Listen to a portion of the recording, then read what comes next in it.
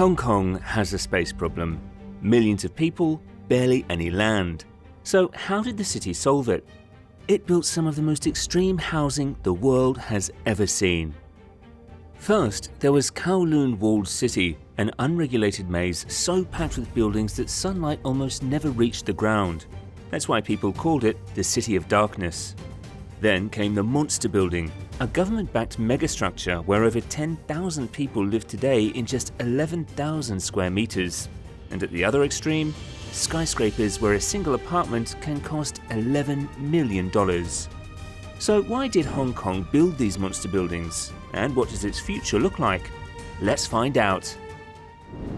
Kowloon Walled City, a city which was nicknamed as the City of Darkness because sunlight rarely used to touch its alleys. Over 300 buildings were packed so close together they used to lean on each other and appear as a confusing maze up to 14 stories high.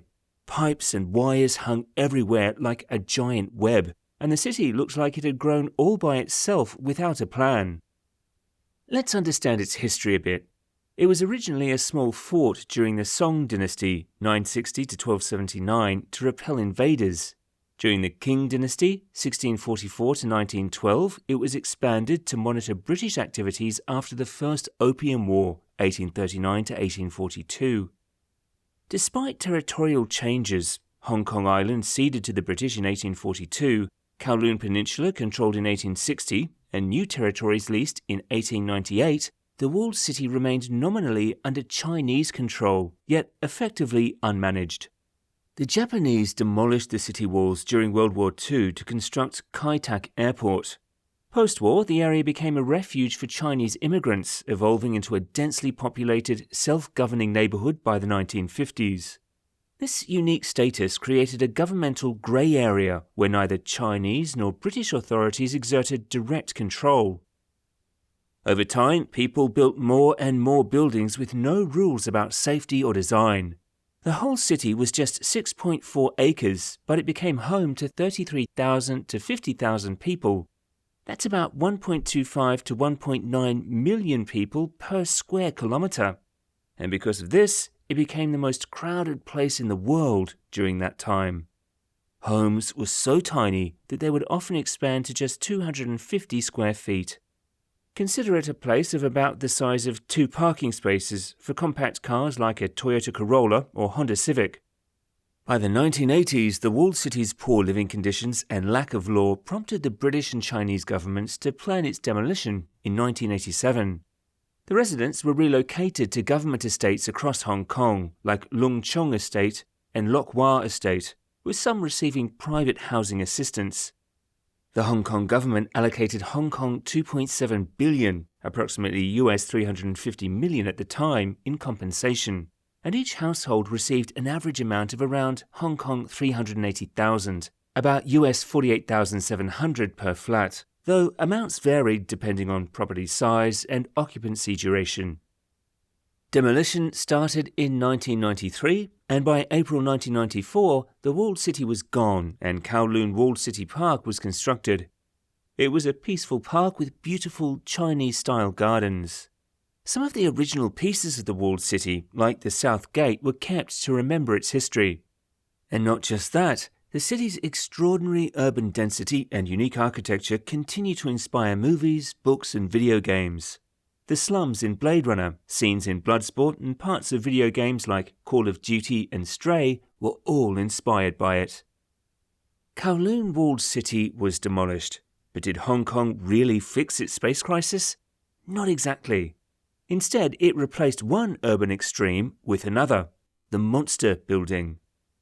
It was built during a time of great need in Hong Kong after World War II, when many people were fleeing the Cultural Revolution in China. It was part of a government project called the Parker Estate, aimed at providing affordable homes for families. When the apartments were first sold, they were cheap, starting at 15,000 Hong Kong dollars, and mortgages had very low interest rates. However, the construction process wasn't easy. It faced challenges like the 1965 banking crisis and the 1966 Star Ferry riots, but despite these obstacles, the buildings were completed in 1972. Next, the design of the monster building is a great example of brutalist architecture, which focuses more on practicality than appearance. The buildings are made of raw concrete and have simple, boxy shapes. There are 19 floors and the complex holds 2,243 apartments. The buildings form an E shape when seen from above, with 2 courtyards in the middle. These courtyards allow for some light and air to flow through, but the apartments are still very small. Some are only 100 square feet, and many are divided into even smaller rooms called coffin homes. In total, more than 10,000 people live in the monster building, making it one of the most crowded places in the world, all in just 11,000 square meters. Living in the monster building can be difficult, but it also creates a strong sense of community. The building has everything the residents need. The ground floors have shops, restaurants and temples, and the courtyards provide space for people to meet and talk. Residents say it feels like a small village where you can hear children playing, people playing mahjong, and the sounds of daily life. Today, the monster building is famous for its unique look. It's a popular place for photographers and has been featured in movies like Transformers: Age of Extinction and Ghost in the Shell. It's also a favourite on Instagram, with its maze-like design attracting lots of attention. Some people think it should be kept as a cultural landmark because of its importance in Hong Kong's history, while others believe it should be redeveloped to improve living conditions. It's often compared to the Kowloon Walled City, another crowded part of Hong Kong that was demolished. While the walled city was chaotic and unregulated, the monster building is more organised and follows building rules. But both places show the challenges of living in very crowded areas. Photographers like Michael Wolff and Romain Jacquet-Legrais have captured the overwhelming scale of the building in their works, which have made it a global icon. Their photos highlight the building's unique, almost futuristic feel. But while thousands are packed inside the monster building just a few kilometers away, it's a completely different story. Hong Kong's elite live in glass skyscrapers that rise high above the city, where a single apartment can cost as much as an entire block in the monster building.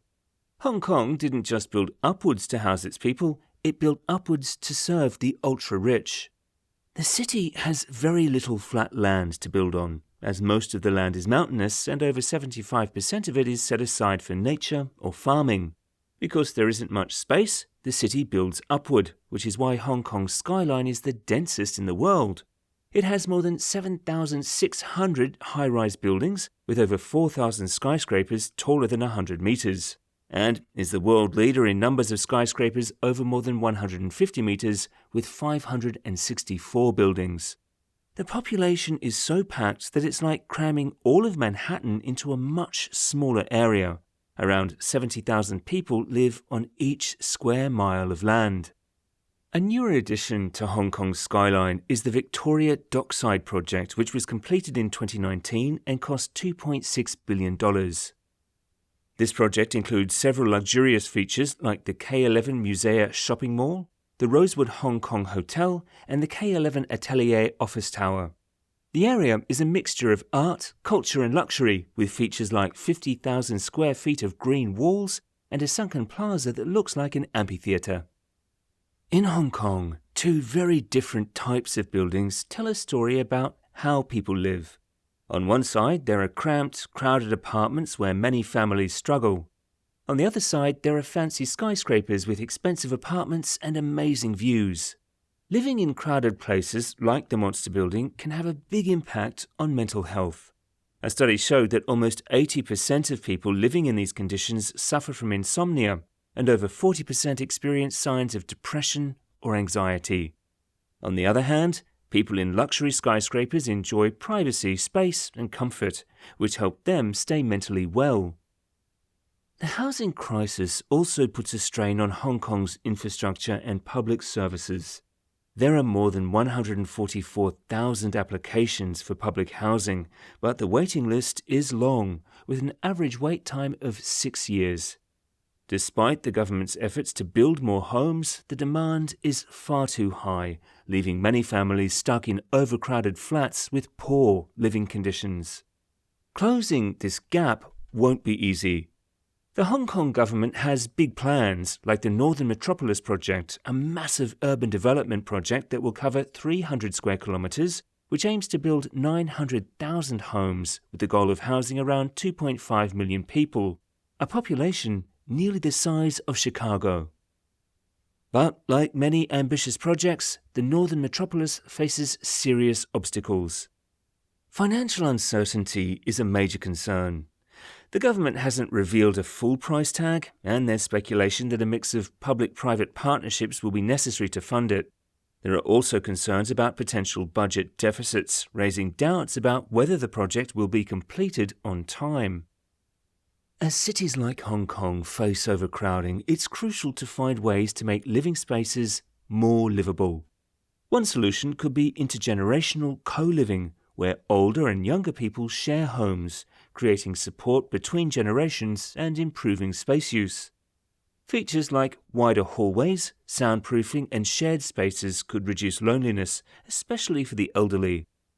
Another option is terraced housing, where homes are built on slopes with green spaces, maintaining the natural environment while offering more space. Tokyo, with 19,000 people per square kilometre, have managed high-density living well. In neighbourhoods like Shinjuku, they've limited car traffic to make streets more pedestrian-friendly.